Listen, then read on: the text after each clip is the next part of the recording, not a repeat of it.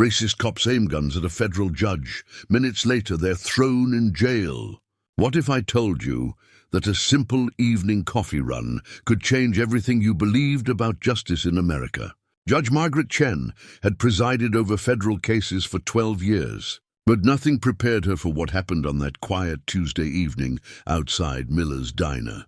The parking lot was nearly empty, just her silver sedan and a few scattered cars under the flickering streetlights. She'd stopped for her usual, black coffee and a slice of apple pie, the same ritual that helped her unwind after long days reviewing complex cases. The familiar bell above the diner door chimed as she stepped outside, keys jingling in her hand. That's when she noticed the patrol cars pulling in, their headlights cutting through the autumn darkness. Within moments, everything she'd spent her career upholding would be put to the ultimate test. Sometimes the most profound lessons about our justice system come from the most unexpected places. Where are you watching from tonight? Margaret had always believed in the power of routine to bring order to chaos. At 58, she'd learned that life's small rituals, her morning cup of Earl Grey, the evening walk with her husband Robert, and yes, these Tuesday night stops at Miller's Diner kept her grounded in a world where she dealt with life-changing decisions daily. The diner had been her sanctuary for 3 years, ever since she'd discovered their homemade apple pie reminded her of her grandmother's recipe. She'd grown up in this very neighborhood, where her parents had run a small grocery store that served families for 35 years. The Chen family had earned their place in the community through hard work and kindness, never asking for special treatment. Margaret carried those values onto the federal bench, where she was known for her fairness and careful attention to detail. Tonight felt different somehow. Earlier that day, she'd received an unusual call from Chief Judge Williams, warning her about increased tensions in the community following a controversial police misconduct case she'd recently overseen. The case had involved Officer Derek Paulson, who'd been convicted of excessive force against several residents. The evidence had been overwhelming: video footage, witness testimony, and a pattern of behavior that couldn't be ignored. Margaret had sentenced him to 2 years in federal prison and mandated department-wide reforms. The conviction had made headlines, and not everyone was pleased. She'd received a few angry letters, which wasn't unusual, but there was something more charged in the air lately. Even Robert had mentioned noticing more patrol cars than usual in their neighborhood. As she approached her car, the first patrol vehicle's doors opened. 2 officers stepped out, their hands resting on their service weapons. Margaret's heart quickened, but she maintained her composure. She'd spent decades in courtrooms. She knew how to stay calm under pressure. "Ma'am, we need you to stop right there," called out the younger officer, his voice carrying across the parking lot. He was perhaps 30, with the rigid posture of someone trying to prove himself. His partner appeared older, more seasoned, but equally tense. Margaret paused, her keys still in her hand. "Good evening, officers. Is there something I can help you with? We've had reports of suspicious activity in this area," the younger officer continued, taking a step closer. "Mind if we see some identification?" She reached slowly for her purse, movements deliberate and calm. "Of course. I'm Judge Margaret Chen. I was just having coffee." The mention of her name seemed to freeze both officers for a moment. The older one whispered something to his partner, but she couldn't make out the words. Whatever was said made the younger officer's expression harden. "Judge Chen," he said, his tone shifting to something colder. "The Judge Chen who sent Derek Paulson to prison." Margaret felt a chill that had nothing to do with the autumn air. "I presided over that case, yes. Officer Paulson received a fair trial and was convicted by a jury of his peers." "Derek's a good man," the younger officer said, his hand moving closer to his weapon. "He's got kids, a wife. And now he's sitting in a cell because of you." The older officer seemed uncomfortable, but didn't intervene. Margaret noticed his nameplate read Sergeant Martinez. The younger one was Officer Thompson. She filed these details away, a habit from years of careful observation. "Officer Thompson," she said gently, "I understand this case has been difficult for the department, but the legal process..." Thompson's voice rose. You destroyed a good cop's life based on lies and cell phone videos that don't tell the whole story. By now, 2 more patrol cars had arrived. Margaret counted 6 officers total, all watching the exchange. The diner's parking lot suddenly felt very small and very isolated. She noticed the diner's owner, Mrs. Patterson, watching from behind the window, her face etched with concern. Margaret had faced hostile courtrooms, angry defendants and threatening letters. But this felt different. These weren't random criminals or upset litigants. These were sworn officers of the law, and they were clearly struggling with her recent ruling. "I need you to understand something," she said, keeping her voice steady. "In that courtroom I saw evidence that couldn't be ignored. Video footage of Officer Paulson using excessive force, witnesses who testified under oath, and a pattern of complaints that had been overlooked for too long. My job isn't to protect any particular group, it's to ensure justice is served fairly." Thompson stepped closer, his hand now resting fully on his service weapon. Your job is sitting in an ivory tower, making decisions that destroy real people's lives without understanding what it's like on the streets." Sergeant Martinez finally spoke up. "Thompson, that's enough." But Thompson wasn't finished. "No, Sarge.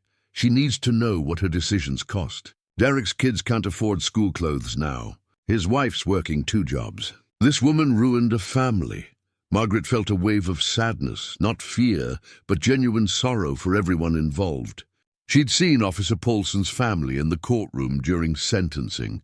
She remembered his wife's tears, his children's confused faces. But she also remembered the victims' families, the community members who'd finally found the courage to come forward. "Officer Thompson," she said softly, "I've been a judge for 12 years. Every decision weighs on me, but ignoring evidence because it's painful doesn't serve justice. It doesn't serve you, your community, or the badge you wear." The tension in the parking lot was palpable. 6 armed officers, 1 federal judge, and a moment that could change everything. Margaret realized this wasn't just about Derek Paulson anymore. This was about something much bigger, something that had been building in the department for months. That's when Officer Thompson made a decision that would echo through the justice system for years to come. Thompson's hand moved to his holster, and Margaret heard the distinct sound of a safety being released. In 12 years on the federal bench, she'd never had a weapon drawn on her. The metallic click seemed to echo off the diner's brick walls, followed by an ominous silence that made her pulse thunder in her ears. "Officer Thompson." "Holster your weapon immediately," Sergeant Martinez commanded, his voice sharp with authority. But Thompson's eyes remained fixed on Margaret, his jaw set with the stubborn determination of someone who believed he was fighting a righteous battle. "She destroyed Derek's life," Thompson said, his voice barely above a whisper, but carrying clearly in the still night air. "Someone needs to make her understand what real consequences feel like." Margaret had prosecuted enough cases to recognize the dangerous combination of grief, anger, and misplaced loyalty. Thompson wasn't just upset about Derek Paulson's conviction, he was drowning in it. She could see it in his rigid posture, the slight tremor in his gun hand, the way his breathing had become shallow and quick. "Son," Margaret said softly, using the same tone she might use with her own nephew, "I can see you're hurting. Derek meant something to you, but this isn't the way." "Don't you dare talk to me about Derek," Thompson snapped. "You sat in that courtroom like some kind of queen, looking down on all of us. You have no idea what it's like to put your life on the line every day, to make split-second decisions that someone like you gets to judge from the comfort of your leather chair." 3 more officers had their hands on their weapons now, though none had drawn them. Margaret could feel the situation spiraling beyond anyone's control. She thought of Robert at home, probably wondering why she was late. They'd been married 26 years, and he always worried when she was out after dark these days. "You're right," she said, surprising everyone, including herself. "I don't know what it's like to patrol these streets. I've never had to make those split-second decisions with my life on the line. Thompson's grip on his weapon seemed to loosen slightly, confusion flickering across his face. But I do know what it's like to review evidence, Margaret continued. Hours and hours of testimony, video footage, witness statements. And in Derek's case, there was a pattern. Not just one incident, but multiple complaints over 2 years. Citizens who were afraid to come forward until finally one brave woman captured everything on her phone. She paused, letting the weight of those words settle. I saw Derek's family in that courtroom. I saw his wife crying, his children looking lost. Do you think that was easy for me? Do you think any judge enjoys destroying a family? Thompson's hand began to shake slightly. Then why did you do it? Because I also saw Maria Santos's face, Margaret said quietly. The 67-year-old grandmother Derek tackled to the ground for jaywalking. I saw James Mitchell's medical records. The young father who spent 3 days in the hospital after Derek decided he was resisting during a routine traffic stop. I saw a dozen other faces, Officer Thompson. Victims who deserve justice too. Sergeant Martinez stepped forward carefully. Thompson, lower your weapon. This isn't solving anything. But Thompson seemed caught in a spiral of his own making. Derek was going to be my kid's godfather, he said, his voice breaking. We've been partners for 3 years. He taught me everything about being a cop. Margaret felt her heart clench.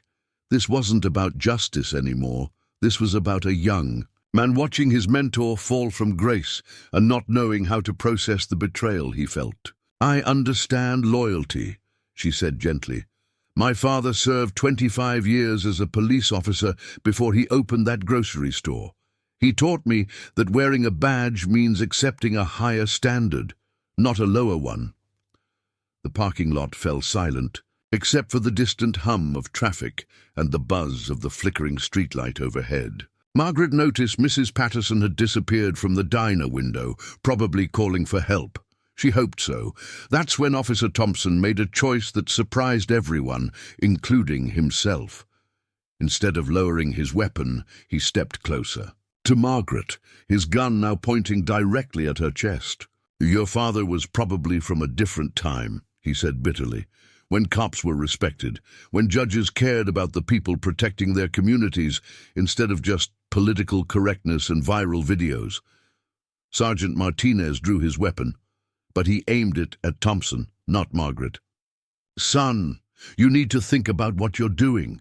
Your career, your family, your future. Don't throw it all away over this.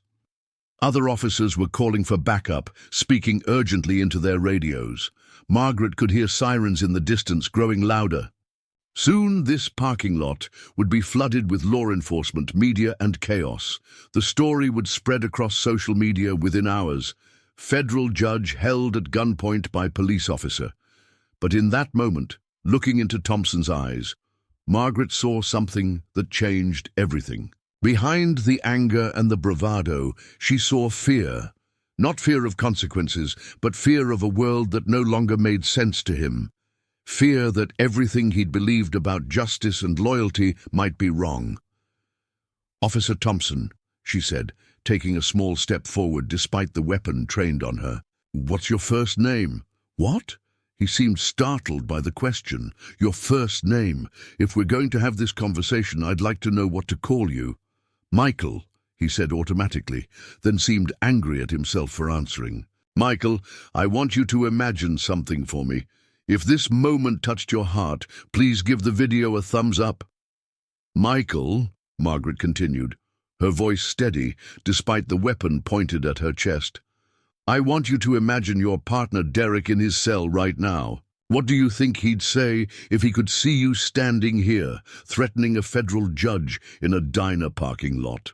Thompson's face flickered with uncertainty, but his grip on the gun remained firm. He'd say someone finally stood up for him. Would he? Margaret asked gently.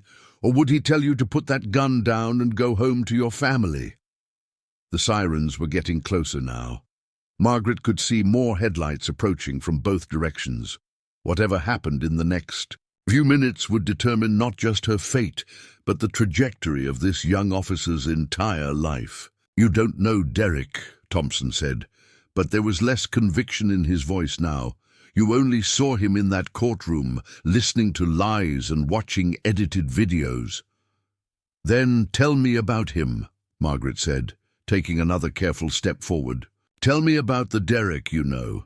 Sergeant Martinez kept his weapon trained on Thompson while speaking urgently into his radio. The other officers had formed a loose perimeter, their faces grim with the knowledge that they were witnessing a career and possibly multiple lives being destroyed in real time. Thompson's eyes grew distant. Derek was the first one to respond when Mrs. Hendricks had that heart attack on 5th Street.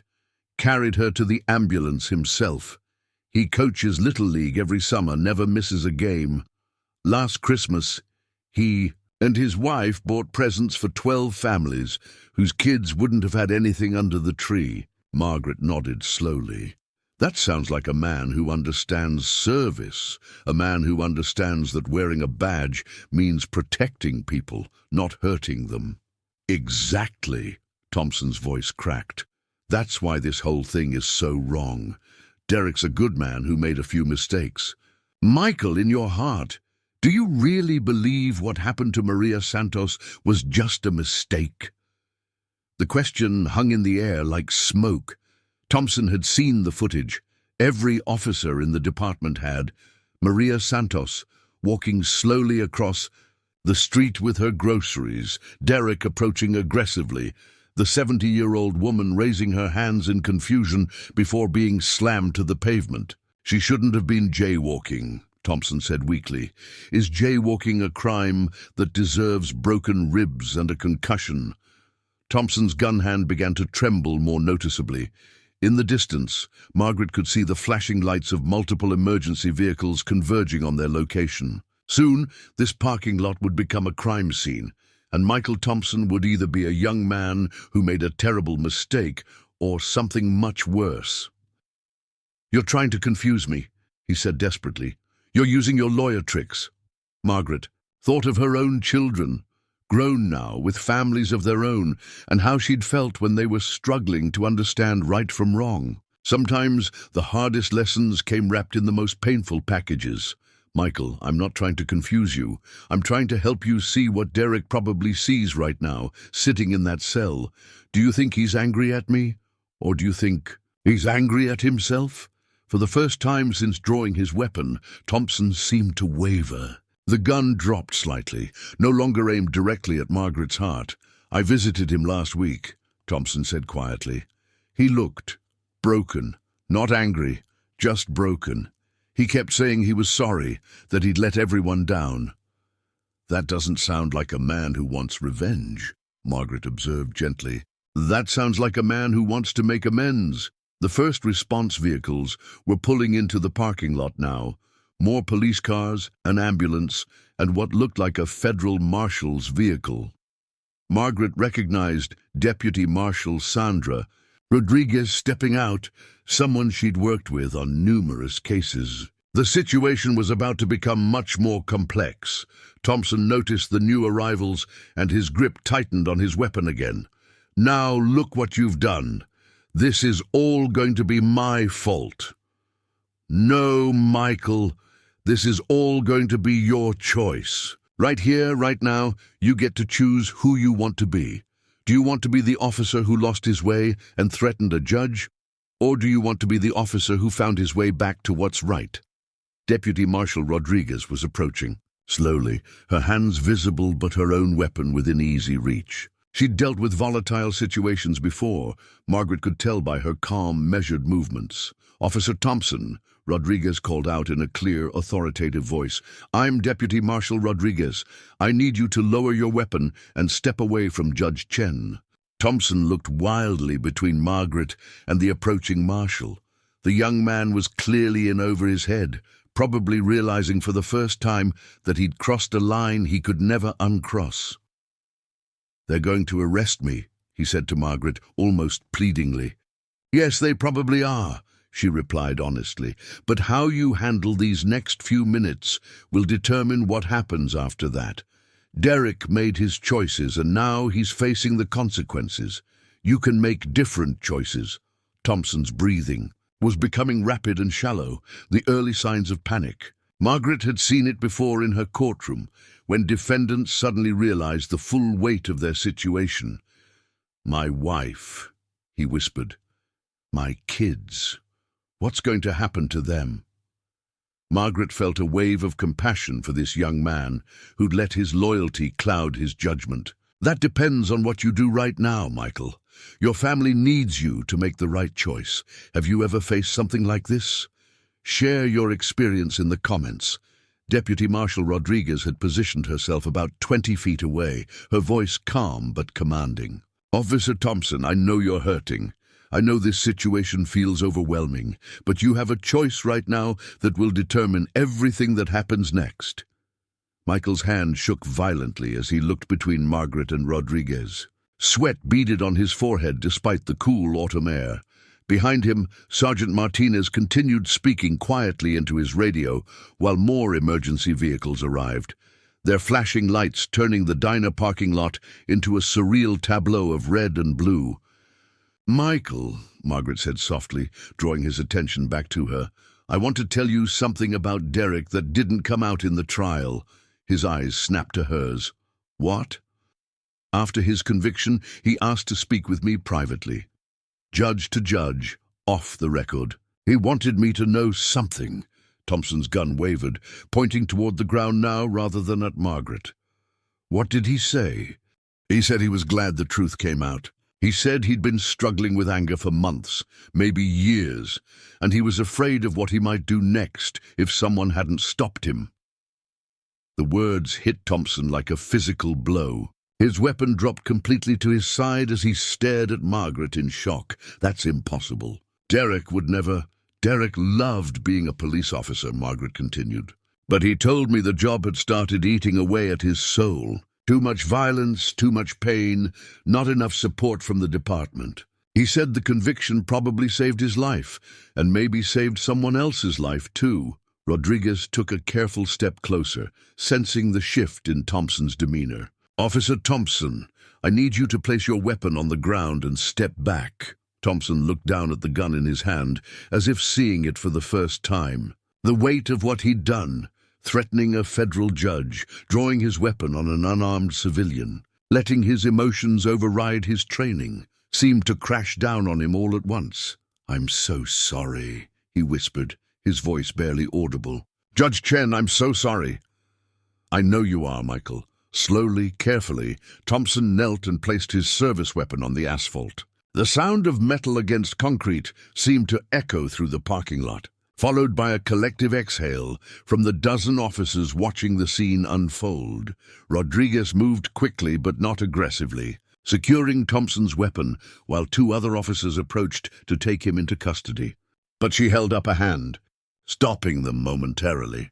"Michael," she said, "before we continue, I need you to know that Judge Chen's account of what happened here tonight will carry significant weight in how this case proceeds. Do you understand?" Thompson nodded, tears streaming down his face. "I understand. I know I messed up everything." Margaret stepped forward, ignoring Rodriguez's protective gesture. "Michael, look at me." He raised his eyes to meet hers, and she saw not the angry young officer from 15 minutes earlier, but a frightened man who'd lost his way and was just beginning to understand the consequences. "What you did tonight was wrong," she said clearly. "Threatening anyone with a weapon is wrong, but threatening a federal judge could destroy your life, your career and your family's future." But she paused, choosing her words carefully, aware that everyone present was listening intently. "But I also saw something else tonight. I saw a young officer who was grieving for his partner, confused about justice, and overwhelmed by circumstances he didn't know how to handle. I saw someone who was willing to listen, willing to consider another perspective, and ultimately willing to make the right choice." Rodriguez was taking notes, as were several other officials who'd arrived on scene. Margaret knew her words would become part of an official record that could influence how Thompson was prosecuted. "The federal prosecutor will make decisions about charges," Margaret continued. "That's not my role. But if anyone asks for my perspective on what happened here tonight, I'll tell them about a young man who made a terrible mistake but found his way back to doing what's right." Thompson's shoulders shook with sobs. "Why are you being kind to me? I pointed a gun at you. I could have—" He couldn't finish the sentence, because kindness and justice aren't opposites, Michael. They're partners. Derek is learning that in prison, hopefully becoming a better man. You can learn it too, whatever comes next. As Rodriguez began reading Thompson his rights, Margaret noticed the crowd that had gathered. Mrs. Patterson from the diner stood watching from her doorway, her hand over her heart. Several neighbors had emerged from nearby houses, drawn by the commotion. A news van was pulling into the far end of the parking lot. Sergeant Martinez approached Margaret as his officers secured the scene. "Judge Chen, I owe you an apology. This never should have happened. Thompson was off duty, and he had no business." "Sergeant," Margaret interrupted gently, "this isn't about one officer's mistake. This is about something bigger. The Paulson case exposed problems in your department that go beyond any individual."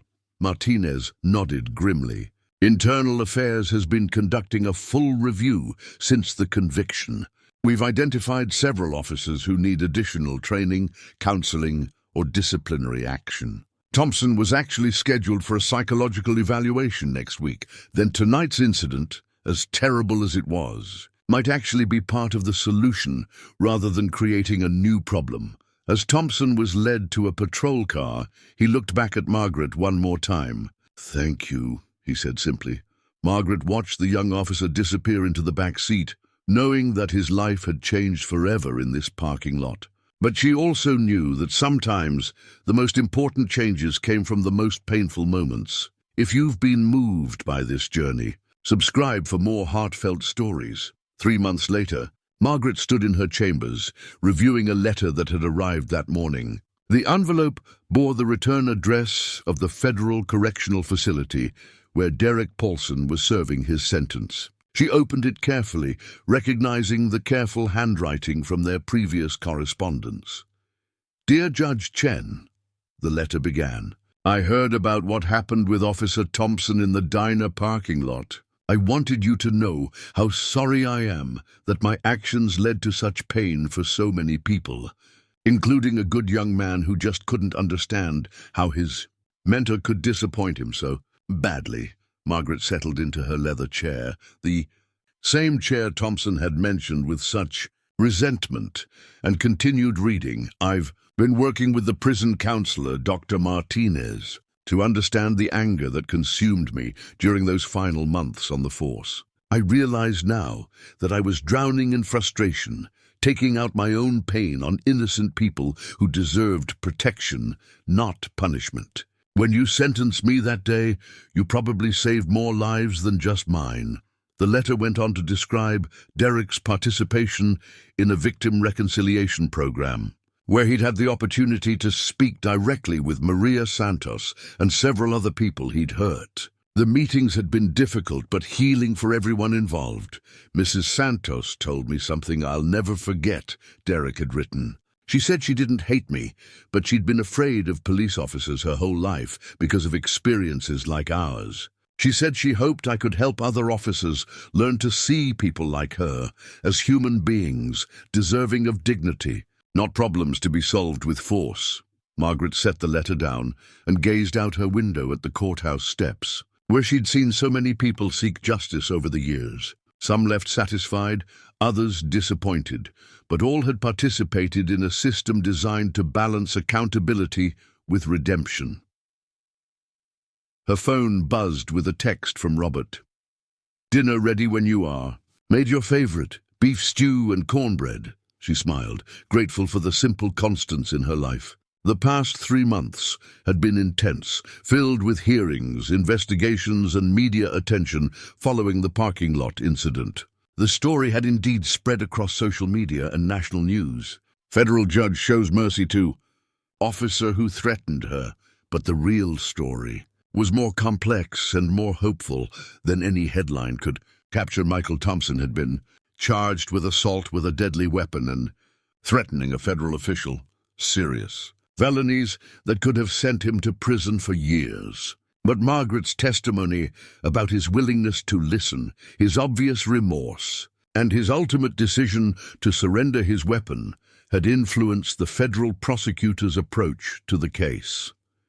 Instead of seeking maximum penalties, the prosecution had agreed to a plea bargain, 18 months in federal prison, followed by 3 years of supervised probation that included mandatory counseling, community service, and participation in police reform initiatives. Thompson had accepted responsibility immediately, waiving his right to trial and expressing genuine remorse for his actions. The case had also accelerated reforms within the local police department. The psychological evaluation program was expanded. De-escalation training became mandatory for all officers, and a civilian oversight board was established to review complaints and policy changes. Sergeant Martinez had been promoted to lieutenant and was spearheading many of these initiatives. Margaret picked up Derek's letter again, reading the final paragraphs. "I know Thompson made a terrible mistake that night, but I also know the man behind that mistake. He's a good person who lost his way, just like I did. I've been writing to him, sharing what I've learned about managing anger and finding purpose beyond the badge. We're both working on becoming the kind of men our families can be proud of again. I want you to know that your decision to show mercy to Thompson while still holding him accountable has given both of us hope. Justice doesn't always mean throwing away the key. Sometimes it means helping people find their way back to who they're supposed to be." The letter concluded with news that Derek would be released in 14 months and planned to work with a non-profit organization focused on police community relations. "I'll spend the rest of my life trying to undo the damage I caused," he wrote, "but more importantly, trying to help other officers avoid the path I took." Margaret folded the letter carefully and placed it in her desk drawer next to several others she'd received from people affected by the case. There was one from Maria Santos, thanking her for treating Derek's case with both firmness and compassion. Another from Thompson's wife, expressing gratitude for Margaret's testimony on his behalf. And dozens from community members who'd been following the story, sharing their own experiences with justice, redemption, and second chances. As she prepared to leave for the day, Margaret's eyes fell on a small, framed photo on her desk, a picture of her with her father in his police uniform. Taken just before his retirement 25 years ago, he taught her that true authority came not from the power to punish, but from the wisdom to understand when punishment served justice and when mercy served it better. She gathered her things and headed for the door, pausing to look back at her chambers one final time. Tomorrow would bring new cases, new challenges, new opportunities to balance justice with compassion. But tonight, she would go home to Robert's beef stew, to the quiet comfort of their evening routine, and to the satisfaction of knowing that even in the most difficult circumstances, people could find their way back to doing what's right. The parking lot at Miller's Diner was quiet now, back to its usual rhythm of coffee runs and late dinners. But the lessons learned there about justice, mercy, accountability, and redemption would continue rippling through the community for years to come. Margaret locked her chambers and walked toward the elevator, her keys jingling softly in her hand, just as they had that Tuesday evening 3 months ago. Sometimes the most profound changes began with the simplest moments, and the most important justice was found not in punishment alone, but in the courage to help people become better than they were. Thank you for joining me on this journey. If this story touched your heart, please give it a thumbs up, share your thoughts in the comments, and subscribe for more heartfelt stories about justice, redemption, and the power of human compassion.